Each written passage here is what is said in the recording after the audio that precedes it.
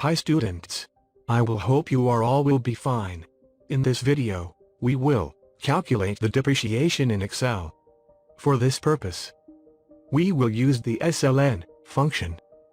The SLN function will calculate the depreciation of an asset on a straight line basis for one period. In financial modeling, the SLN function helps to calculate the straight line depreciation of a fixed asset when building a budget.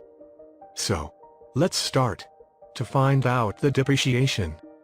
The example is given on the right side of the Excel sheet. Press is equal to in cell D2 and select SLN function from the drop-down list. After that, select B2, which is the cost value of the asset. Then select B3.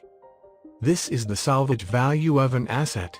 After salvage value, select B4. This the useful life of an asset. The result will be $3,500. The formula syntax is given below.